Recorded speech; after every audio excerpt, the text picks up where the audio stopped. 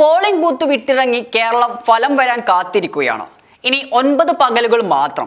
10ാം പക്കം കേരളത്തിന്റെ ഭാവി ആരുടെ കയ്യിലെന്ന് ഈ നാടറിയും. ഇരു മുന്നണികളും വലിയ പ്രതീക്ഷയിലാണ്. ഭരണ തുടർച്ചയുമായി അധികാരത്തിൽ വരുമെന്ന് ഉറച്ചു വിശ്വസിക്കുന്ന LDF ക്യാമ്പ് 100 ഇല്ലെങ്കിലും ഒരു 85 സീറ്റിന് മുകളിൽ നേടി തിരിച്ചു വരുമെന്ന് പ്രവചിക്കുന്ന UDF ക്യാമ്പും. പക്ഷേ ബാലറ്റ് പെട്ടിക്കുള്ളിലെ ജനവിധി പുറത്തു വരുന്നതിന് മുൻപ് തന്നെ മുന്നണികൾക്കുള്ളിൽ സിംഹാസനത്തിനായുള്ള വടംവലി തുടങ്ങിയിട്ടുണ്ട്. മുഖ്യമന്ത്രി കസേരയ്ക്ക് വേണ്ടി കുപ്പായം തുന്നുന്നവർ ഒരു വശത്തും, പരാജയപ്പെട്ടാൽ പടയൊരുക്കം നയിക്കാൻ പുതിയ മുഖങ്ങളെ തിരയുന്നവർ മറുവശത്തും. ഇടതുപക്ഷത്ത് ചിത്രം വ്യക്തമാണ്. ഭരണ തുടർച്ച ലഭിച്ചാൽ പിണറായി വിജയൻ തന്നെ മുഖ്യമന്ത്രിയാകും എന്നതിൽ ആർക്കും സംശയമില്ല. ജനവിധിയെ മുഖ്യമന്ത്രിയോടുള്ള അംഗീകാരമായിട്ടായിരിക്കും പാർട്ടി വിലയിരുത്തുന്നത്. എന്നാൽ ഒരു പക്ഷേ വിധി എതിരായാലോ? തെരഞ്ഞെടുപ്പല്ലേ, തോൽവിയും ജയവും എല്ലാം പ്രതീക്ഷിക്കാം. പരാജയപ്പെട്ടാൽ ആര് പ്രതിപക്ഷ നേതാവാകും എന്ന ചോദ്യം കൂടെ CPM-ൽ നിന്ന് ഉയരുന്നുണ്ടോ? പിണറായി വിജയൻ പ്രതിപക്ഷ നേതൃസ്ഥാനത്തേക്ക് നിൽക്കാൻ തയ്യാറാകില്ല എന്നത് ഉറപ്പാണ്. അങ്ങനെയെങ്കിൽ പാർട്ടിക്ക് പുതിയൊരു മുഖം കണ്ടെത്തേണ്ടി വരും. കൂടാതെ പാർട്ടി സ്ഥാനത്ത് നിന്ന് MV ഗോവിന്ദൻ തുടരുമോ എന്ന ചോദ്യവും പ്രസക്തമാണ്. ഇനി യഥാർത്ഥ പുകിലുകൾ നടക്കുന്നത് UDF ക്യാമ്പിലാണ്.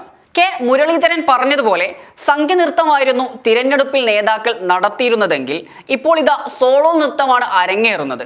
അധികാരം കിട്ടും മുൻപേ മുഖ്യമന്ത്രി കസേരയ്ക്ക് വേണ്ടിയുള്ള കുപ്പായം തുന്നുകയാണ് നേതാക്കൾ. VD സതീശൻ, രമേശ് ചെന്നിത്തല, KC വേണുഗോപാൽ, ഈ 3 പേരുകൾ കേന്ദ്രീകരിച്ചാണ് സോഷ്യൽ മീഡിയയിൽ വലിയ രീതിയിലുള്ള PR ക്യാമ്പുകൾ നടക്കുന്നത്.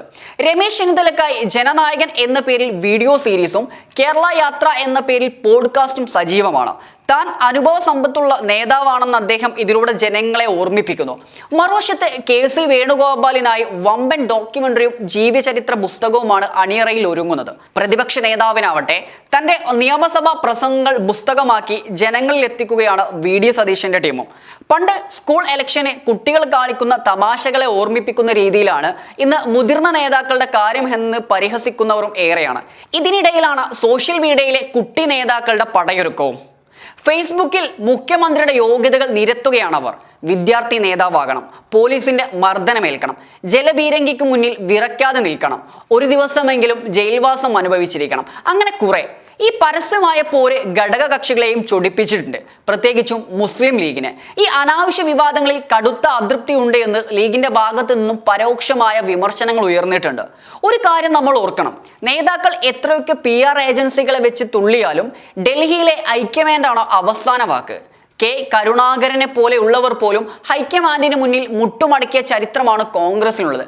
പക്ഷെ മറ്റൊരു ചരിത്രം കൂടെ കോൺഗ്രസിനെ ഭയപ്പെടുത്തുന്നുണ്ട്. ഹേമന്ത ബിശ്വ ശർമ്മയെയും ജ്യോതിരാദിത്യ സിദ്ധ്യയെയും നഷ്ടപ്പെട്ടതിൽ നിന്ന് ഹൈക്കമാൻഡ് ഇന്നും പാഠം പഠിച്ചിട്ടുണ്ടോ എന്നത് നമുക്ക് കണ്ടറിയാം. ജനങ്ങളുടെ വികാരം മനസ്സിലാക്കി തീരുമാനമെടുക്കുന്നതിൽ തെറ്റിയാൽ അത് പാർട്ടിയുടെ നാശത്തിന് തന്നെ ഒരുപക്ഷെ കാരണമാകും. പുസ്തകവും ഡോക്യുമെന്ററിയും കൊണ്ട് ജനഹൃദയങ്ങളിൽ സ്ഥാനം പിടിക്കാം എന്നത് ഒരുപക്ഷെ PR ഏജൻസികളുടെ മാത്രം മോഹമായിരിക്കും. ഫലം വരുന്ന സമയമാവുന്നതോടെ ഈ പ്രചാരണം അതിന്റെ ഉച്ചസ്ഥായിലെത്തും എന്ന കാര്യത്തിലും സംശയമില്ല. ഓർക്കണം, അന്തിമവിധി കേരളത്തിലെ ജനങ്ങളുടേതാണ്.